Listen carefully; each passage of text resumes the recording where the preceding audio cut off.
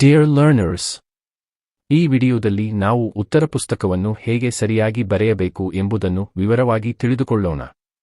ಪರೀಕ್ಷೆಯಲ್ಲಿ ಉತ್ತಮ ಅಂಕಗಳನ್ನು ಪಡೆಯಲು ಉತ್ತರ ತಿಳಿದಿರುವುದಷ್ಟೇ ಸಾಕಾಗುವುದಿಲ್ಲ. ಅದನ್ನು ಸರಿಯಾದ ರೀತಿಯಲ್ಲಿ ಉತ್ತರ ಪುಸ್ತಕದಲ್ಲಿ ಬರೆಯುವುದು ಅತ್ಯಂತ ಮುಖ್ಯ.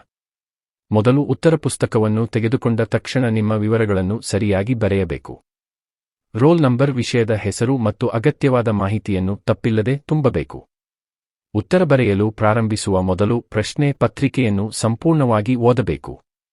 ಯಾವ ಪ್ರಶ್ನೆಗೆ ಎಷ್ಟು ಅಂಕಗಳಿವೆ ಎಂಬುದನ್ನು ಗಮನಿಸಬೇಕು. ಅಂಕಗಳಿಗೆ ಅನುಗುಣವಾಗಿ ಉತ್ತರದ ಉದ್ದವನ್ನು ನಿರ್ಧರಿಸಬೇಕು. 1 ಅಂಕದ ಪ್ರಶ್ನೆಗೆ ನೇರ ಮತ್ತು ಸ್ಪಷ್ಟ ಉತ್ತರ ಬರೆಯಬೇಕು. ಅನಾವಶ್ಯಕ ವಿವರಗಳನ್ನು ಬರೆಯಬಾರದು. 2 ಮತ್ತು 3 ಅಂಕದ ಪ್ರಶ್ನೆಗಳಿಗೆ ಮುಖ್ಯ ಅಂಶಗಳನ್ನು ಕ್ರಮವಾಗಿ ಬರೆಯಬೇಕು. ಉತ್ತರ ಸಂಕ್ಷಿಪ್ತವಾಗಿರಬೇಕು, ಆದರೆ ಸಂಪೂರ್ಣ ಅರ್ಥ ನೀಡಬೇಕು. 4 ಮತ್ತು 5 ಅಂಕದ ಪ್ರಶ್ನೆಗಳಿಗೆ ಪರಿಚಯ, ಮುಖ್ಯ ಅಂಶಗಳು ಮತ್ತು ಕೊನೆಗಿನ ಸಾರಾಂಶ ಈ ಕ್ರಮದಲ್ಲಿ ಬರೆಯಬೇಕು. ಪ್ಯಾರಾಗ್ರಾಫ್ಗಳನ್ನು ಸ್ವಚ್ಛವಾಗಿ ವಿಭಜಿಸಿ ಬರೆಯುವುದು ಉತ್ತಮ. ಬರವಣಿಗೆಯಲ್ಲಿ ಅಕ್ಷರಶುದ್ಧತೆ ಬಹಳ ಮುಖ್ಯ. ವ್ಯಾಕರಣ ದೋಷಗಳು ಕಡಿಮೆ ಇದ್ದರೆ ಮೌಲ್ಯಮಾಪನ ಮಾಡುವ ಶಿಕ್ಷಕರಿಗೆ ಉತ್ತರ ಓದಲು ಸುಲಭವಾಗುತ್ತದೆ. ಪ್ರತಿ ಪ್ರಶ್ನೆಯನ್ನು ಹೊಸ ಸಾಲಿನಿಂದ ಪ್ರಾರಂಭಿಸಬೇಕು. ಪ್ರಶ್ನೆ ಸಂಖ್ಯೆ ಸರಿಯಾಗಿ ಬರೆಯಬೇಕು. ಒಂದೇ ಉತ್ತರವನ್ನು ಬೇರೆ ಪ್ರಶ್ನೆಗೆ ಬರೆಯಬಾರದು. ಬರವಣಿಗೆ ಭಾಗದಲ್ಲಿ ಕೊಟ್ಟಿರುವ ಸೂಚನೆಗಳನ್ನು ಕಟ್ಟುನಿಟ್ಟಾಗಿ ಪಾಲಿಸಬೇಕು. ಪತ್ರ, ಪ್ಯಾರಾಗ್ರಾಫ್ ಅಥವಾ ಪ್ರಬಂಧ ಬರೆಯುವಾಗ ವಿಷಯಕ್ಕೆ ಸಂಬಂಧಿಸಿದ ಅಂಶಗಳನ್ನು ಮಾತ್ರ ಬರೆಯಬೇಕು.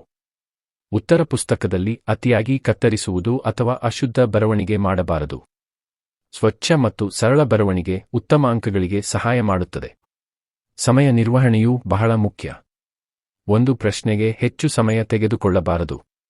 ಎಲ್ಲಾ ಪ್ರಶ್ನೆಗಳಿಗೆ ಉತ್ತರ ಬರೆಯುವಂತೆ ಸಮಯವನ್ನು ಹಂಚಿಕೊಳ್ಳಬೇಕು.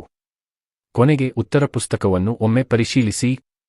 ಪ್ರಶ್ನೆ ಸಂಖ್ಯೆ ತಪ್ಪಿದೆಯೇ ಅಥವಾ ಯಾವುದಾದರೂ ಪ್ರಶ್ನೆ ಬಿಟ್ಟು ಹೋಗಿದೆಯೇ ಎಂದು ನೋಡಬೇಕು. ಈ ರೀತಿಯಲ್ಲಿ ಉತ್ತರ ಪುಸ್ತಕವನ್ನು ಸರಿಯಾಗಿ ಬರೆದರೆ ನೀವು ಖಂಡಿತವಾಗಿಯೂ 6 ಅಂಕಗಳನ್ನು ಪಡೆಯಬಹುದು. ಈ ವಿಡಿಯೋ ನಿಮಗೆ ಉಪಯೋಗವಾಗಿದ್ದರೆ ನಿಮ್ಮ ಸ್ನೇಹಿತರೊಂದಿಗೆ ಹಂಚಿಕೊಳ್ಳಿ. ಮುಂದಿನ ವಿಡಿಯೋಗಳಲ್ಲಿ ಇನ್ನಷ್ಟು ಪರೀಕ್ಷಾ ಉಪಯುಕ್ತ ಮಾಹಿತಿಯೊಂದಿಗೆ ಮತ್ತೆ ಭೇಟಿಯಾಗೋಣ.